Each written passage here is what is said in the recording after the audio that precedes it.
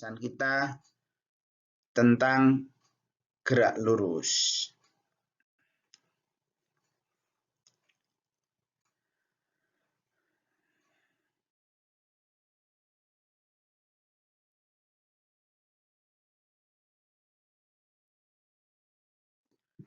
Nah, secara umum bahwa gerak partikel itu ada macam-macam. Seperti yang bisa kita jumpai di sekitar kita, di lingkungan kita menjumpai berbagai macam gerak yang dialami oleh benda. Kita sering melakukan gerak dengan gerak bermacam-macam. Ada yang lintasannya teratur, ada yang lintasannya nggak teratur. Tentunya akan kesulitan bagi kita kalau kita harus merumuskan, mengeneralisasikan untuk gerak-gerak yang tidak punya keteraturan. Nah, berarti tidak ada kepastian kalau geraknya berupa gerak yang tidak teratur. Nah, sementara yang lintasannya teratur bisa dalam bentuk gerak yang lurus, karena lintasannya lurus, berupa garis yang lurus, atau melengkung. Nah, yang geraknya melengkung, gerak parabola. Atau gerak pada misalnya kalau ada benda dilempar, bola ditendang, maka terjadilah gerak parabola. Dan kemungkinan yang lain yang membentuk keteraturan di dalam geraknya adalah gerak melingkar. Ini 3 macam gerak yang punya keteraturan di dalam geraknya.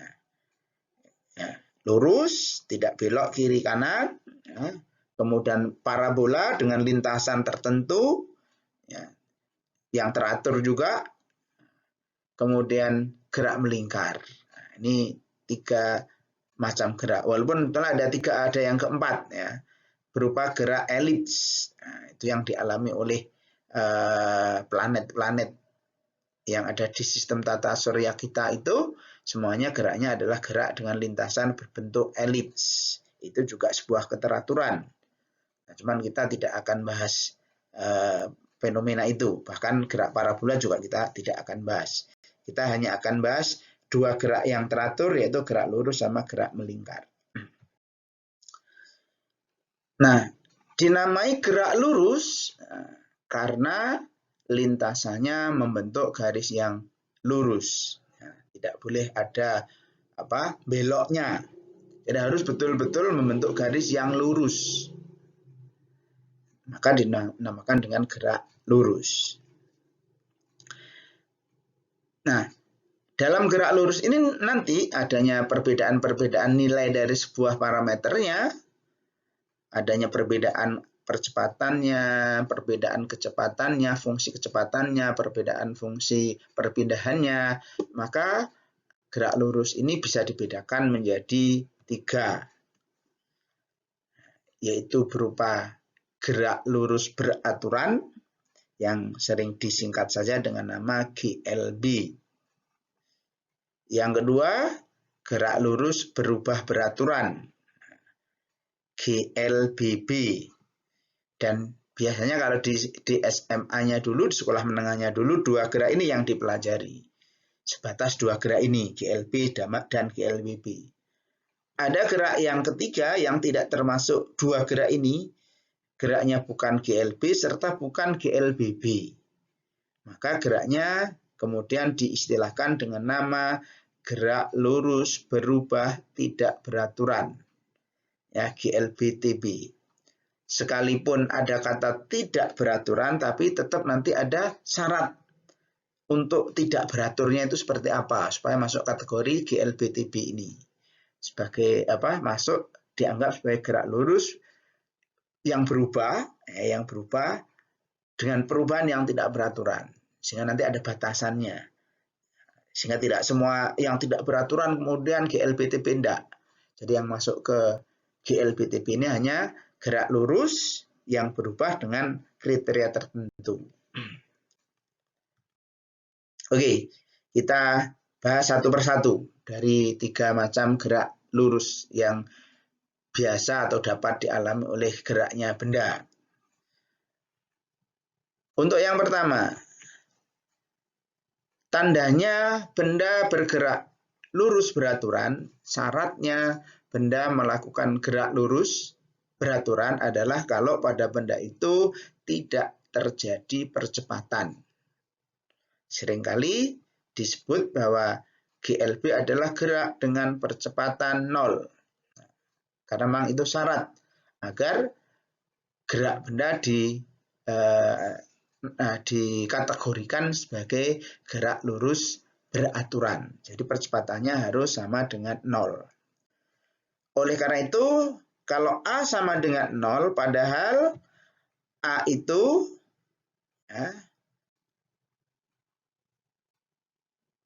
adalah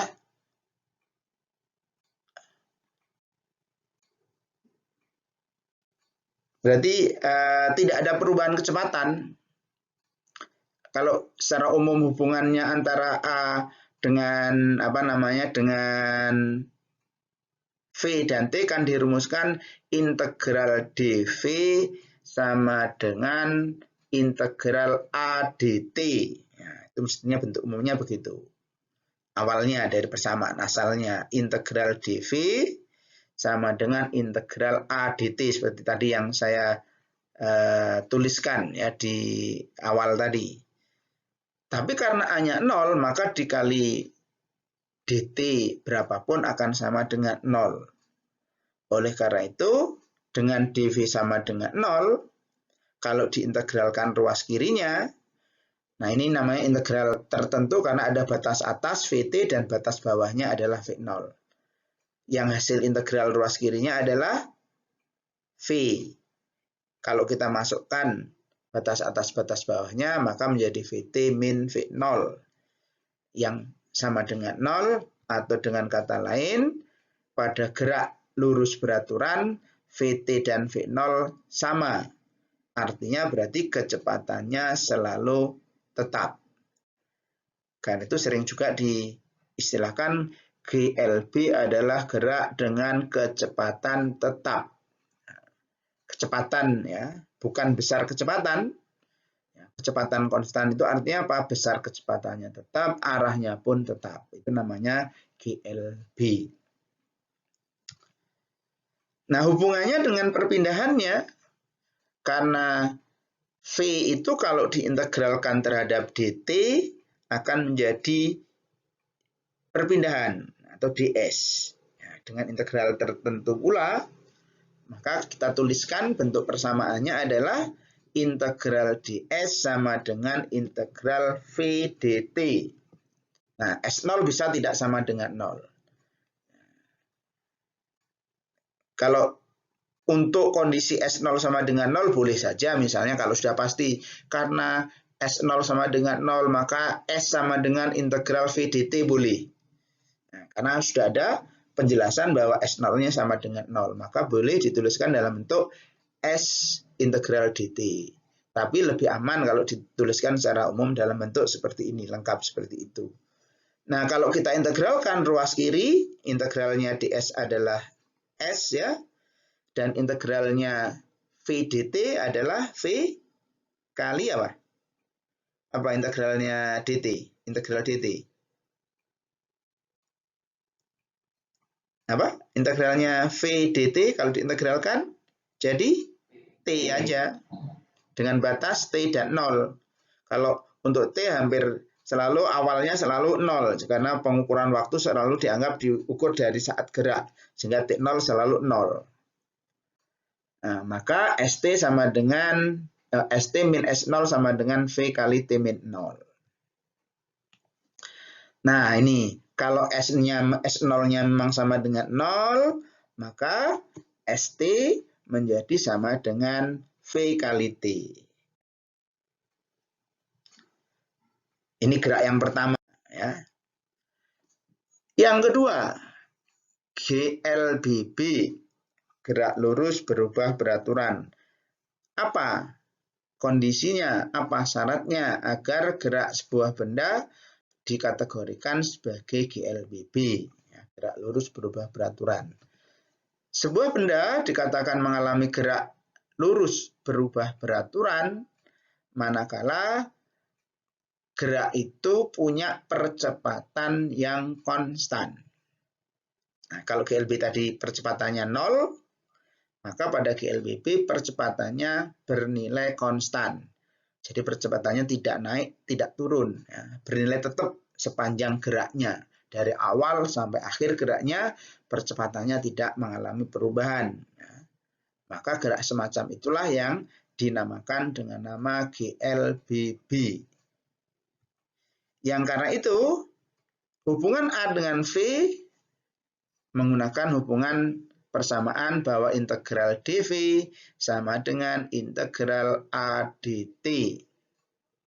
Ruas kiri ada integral dengan batas atas batas bawah, ruas kanan ada integral karena tertentu ada batas atas batas bawah. Nah, karena A-nya merupakan suatu bilangan yang konstan yang tidak bergantung kepada perubahan T, maka kalau kita integralkan integral ruas kirinya jadi apa? Integral dV itu jadi apa? Apa hasil integral dari integral dV?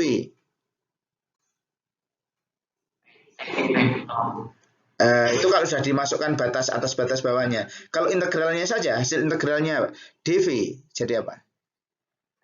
V saja. Oke. Ingat ya, integral dV menjadi V. Nah, sedangkan ruas kanan integral A dt kalau A-nya konstan menjadi apa? Ya, A-nya kan bisa kita keluarkan dari integralnya sehingga hanya muncul integral dt aja. Karena itu hasil integralnya nanti menjadi V dengan batas atas Vt dan V0 sehingga kalau dimasukkan menjadi Vt min V0 dan ruas kanannya integralnya adalah AT dengan T-nya batas atasnya T, batas bawahnya 0. Maka jadilah Vt sama dengan Vt min V0 sama dengan A kali T. Nah, kalau kita menuliskannya hanya V sama dengan A dt, maka ada kemungkinan terjadi kesalahan karena V0-nya tidak terperhitungkan. Karena itu, menuliskan yang betul harus lengkap. Karena dimungkinkan V0-nya tidak sama dengan 0. Dan sering dalam gerak benda itu V0 tidak sama dengan 0. Maka persamaan yang sering kita gunakan dalam GLBB untuk mencari kecepatan adalah Vt sama dengan V0 plus AT. Nah, jadi Vt sama dengan V0 plus AT. Itu persamaan yang sering kita pakai. Kapan makainya? Pada GLBB. Yaitu kalau ada nilai A yang konstan. Kalau A-nya nggak ada gimana? A-nya 0. Nah, berarti rumusnya jadi gimana? Kalau A-nya 0. 0 kali T, 0. Berarti tinggal Vt sama dengan V0. Tadi namanya GLB. Jadi kalau A-nya 0, maka jadilah persamaannya GLB.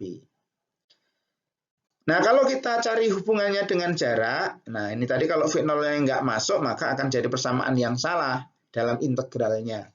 Sehingga ketika mengintegralkan harus lengkap.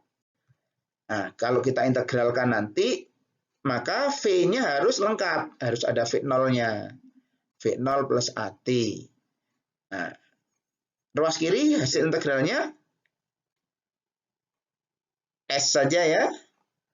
Ruas kanan, hasil integralnya untuk V0 merupakan suatu nilai yang konstan, nah, sehingga hanya ada integral dt, tapi untuk yang suku kedua ada AT, T-nya pangkat 1, sehingga kalau diintegralkan nanti T-nya menjadi pangkat 2. Oleh karenanya hasil integralnya menjadi ST min S0 kalau dimasukkan batas atas batas bawahnya, sama dengan V0 kali T, hasil integralnya dt saja, karena V0-nya konstan, dengan batas atas batas bawahnya T min 0. Serta hasil integral untuk T pangkat 1 dt adalah setengah A T kuadrat. Maka persamaan yang sangat sering kita pakai, yang sering kita gunakan adalah ya, ST sama dengan V0T plus setengah AT kuadrat. Nah, ini adalah bentuk umum persamaan dalam GLBB. Ya, A konstan, VT sama dengan V0 plus AT, ST sama dengan V0T plus setengah AT kuadrat. Ini bentuk umumnya. Nah, nanti di dalam geraknya, A itu ada yang plus, ada yang min. Kapan A-nya plus? Nah, A-nya plus kalau istilahnya benda mengalami gerak yang dipercepat. Ada percepatan, itu A-nya dimasukkan plus. Sebaliknya, kalau di dalam geraknya terjadi perlambatan, maka perlambatan itu adalah A yang bernilai min. A-nya yang bernilai min. Jadi persamaan umum GLBB tidak berbeda antara gerak dipercepat atau diperlambat. Sama persamaannya. Tapi akan berbeda dalam hal nilai A.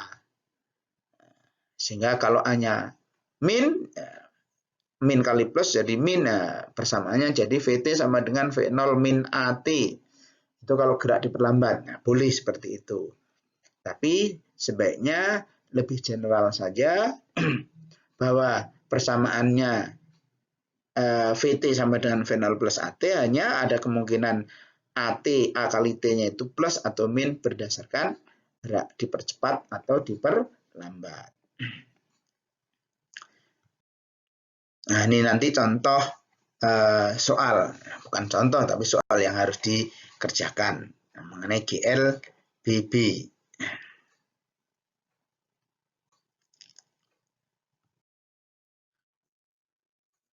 Masuk kategori GLBB adalah sebuah gerak yang sangat sering kita jumpai, seringkali kita melihat dalam fenomena kita dalam kehidupan sehari-hari kita, yaitu gerak vertikal ke atas.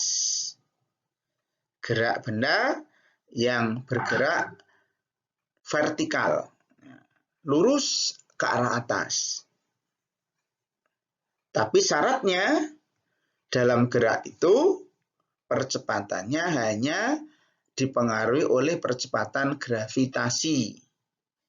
Jadi tidak termasuk misalnya ada benda diikat dengan tali kemudian ditaruh lurus ke atas, tidak masuk kategori sebagai gerak vertikal ke atas. Gerak vertikal ke atas adalah gerak bebas benda lurus ke atas yang percepatan geraknya hanya dipengaruhi oleh percepatan gravitasi. Di mana karena bendanya bergerak ke atas, sedangkan percepatan gravitasi itu ke bawah, maka A-nya menjadi min. Geraknya menjadi gerak diperlambat. Jadi gerak vertikal ke atas sebagai gerak diperlambat. GLBB diperlambat. Karena A-nya bernilai min. Nanti kalau sudah berhenti, kan diperlambat berhenti, maka jadilah geraknya menjadi gerak vertikal ke bawah. Jadi kalau kita misalnya melemparkan benda, menembakkan peluru misalnya, lurus, tegak lurus ke atas, ketika naik ke atas dia gerak vertikal dengan A min G. Begitu berhenti, maka akan balik ke bawah dengan gerak vertikal ke bawah. Dengan nilai A sama dengan G. Karena arah geraknya searah dengan percepatannya. Percepatannya searah dengan geraknya.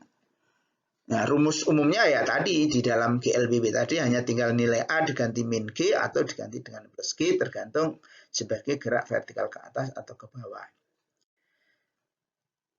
Secara umum gerak vertikal ke bawah pokoknya lurus ke bawah. Bisa dengan kecepatan awal 0, bisa dengan kecepatan awal 0 dalam arah gerak ke bawah. Nah, khusus kalau gerak vertikalnya ke bawah tanpa kecepatan awalnya 0, jadi misalnya kita pegang batu di suatu ketinggian, kemudian kita lepas batu itu, sehingga batunya tertarik oleh gravitasi bergerak ke bawah. Karena tidak punya kecepatan awal, gerak benda itu dinamakan dengan nama gerak jatuh bebas. V0-nya 0. Jadi kalau dalam contoh rumus V tadi, V sama dengan V0 hanya adalah plus G, sehingga menjadi V sama dengan V0 plus G kali T. Nah, itu gerak vertikal ke bawah. Kalau gerak jatuh bebas, karena V0-nya 0, menjadi tinggal VT sama dengan G kali T. Namanya gerak jatuh bebas. Itu adalah gerak yang berupa GLBB yang arahnya vertikal ke bawah dengan kecepatan awal 0. Nah, itu namanya gerak jatuh bebas. Nah, ini contoh untuk terjadinya gerak jatuh bebas, ya, termasuk sebuah GLBB dengan percepatan gravitasinya 9,8.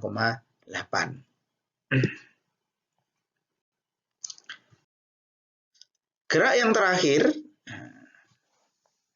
sudah 2 gerak tadi, yang terakhir geraknya namanya GLBTB, gerak lurus berubah tidak beraturan.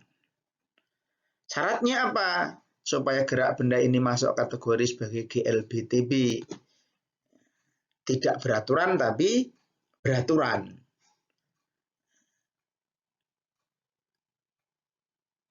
Oh, ini salah, bukan GLLB ya. Gerak lurus berubah tidak beraturan mestinya GLBTB. Pada GLBTB, percepatan benda tidak konstan. Ya, tadi kalau awalnya GLB A-nya 0, GLBB A-nya konstan. Nah, pada GLBTB, ya, percepatan benda tidak konstan. Ini syaratnya. Tapi ada syarat lain, ya, bahwa tidak konstannya itu kemudian bukan tidak ada keteraturannya sama sekali, enggak. Jadi A-nya nggak konstan, kemudian A-nya berubah sekenanya gitu ya, pokoknya berubah dengan tidak ada keteraturannya, enggak. Ada syaratnya supaya masuk kategori sebagai GLBTB ini. Tidak konstan, tapi mengalami perubahan sebagai perubahan terhadap waktu. Ada keteraturannya. Keteraturannya adalah A berubah menurut perubahan waktu. Jadi misalnya A sama dengan 2T. Ya, berarti untuk setiap T berubah, A-nya berubah. Tapi perubahannya A konstan. Pada detik ke-1, 2T, 2 kali 1. Pada detik ke-2, 2 kali 2. Jadi ada keteraturan perubahannya. Nah, kalau perubahannya dari waktu ke waktu tidak tetap, ya, pada detik ke-1, kemudian detik kedua, detik ketiga nggak bisa dirumuskan. Nah, itu nggak masuk kategori sebagai gerak lurus berubah yang tidak beraturan. Jadi ada keteraturan. Nah, dalam hal ini kalau A-nya merupakan fungsi waktu, hubungannya dengan persamaan umumnya adalah A diintegralkan terhadap T.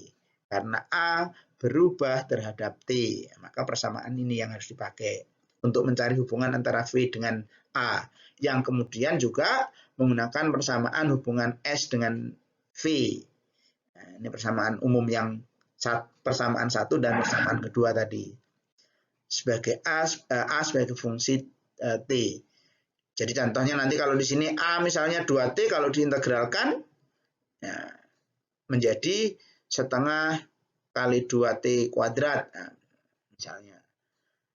Jadi tidak boleh menggunakan persamaan GLBB dengan memasukkan nilai A tertentu yang konstan. Tapi harus dimasukkan sebagai sebuah perubahan fungsi T untuk A-nya. Ya, sehingga T-nya berubah, A-nya berubah.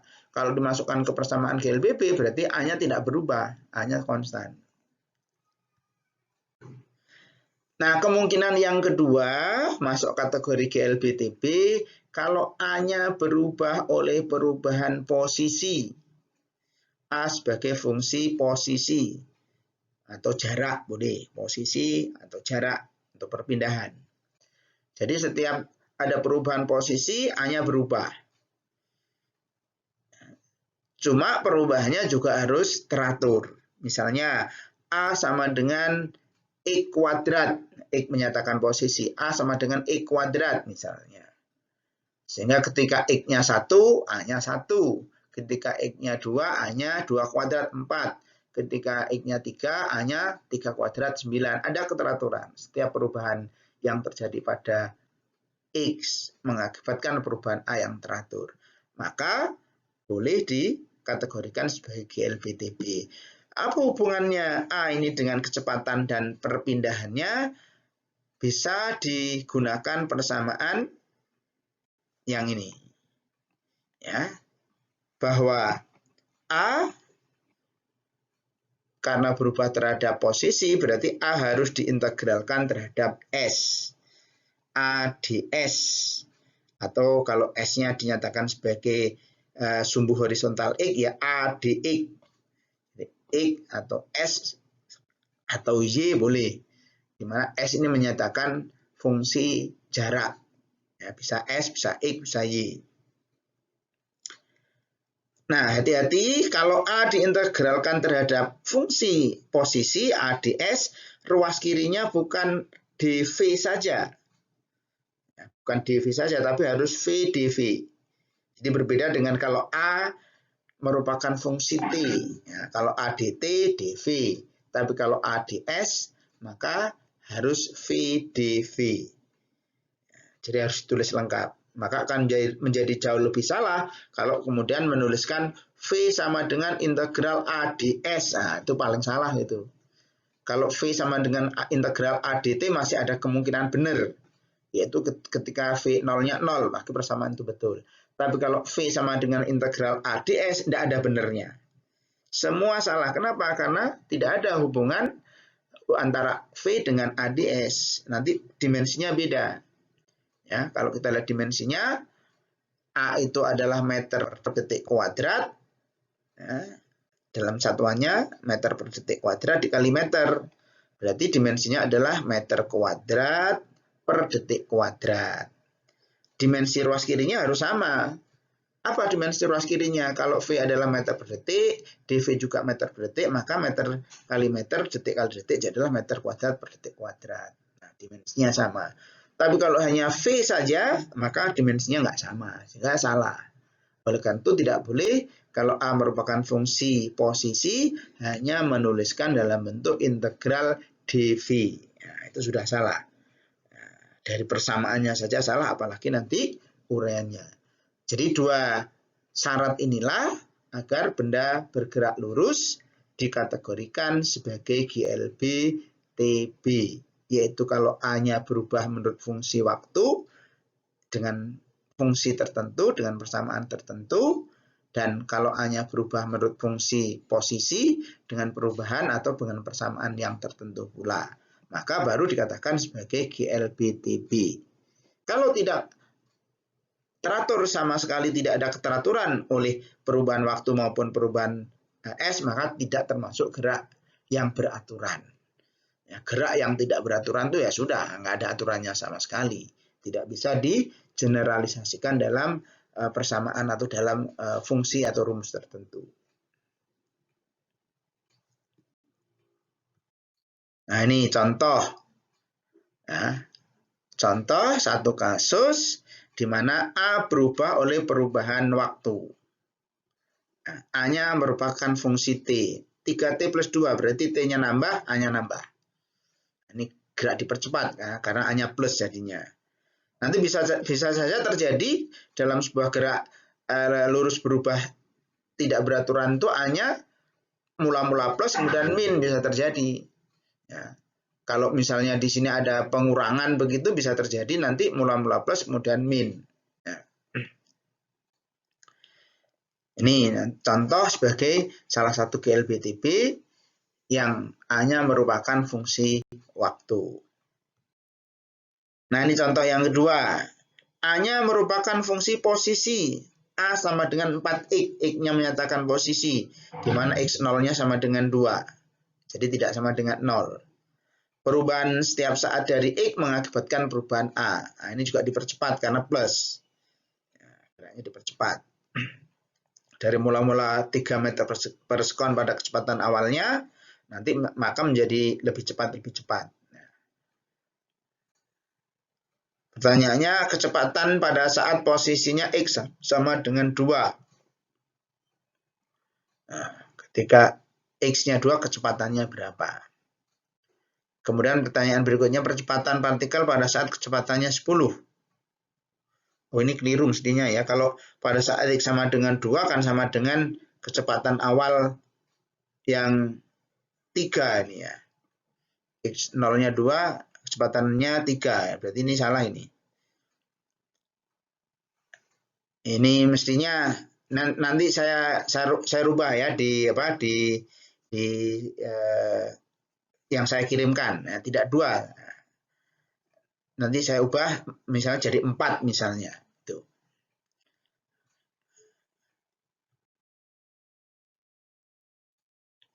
Itulah topik kita hari ini tentang gerak lurus.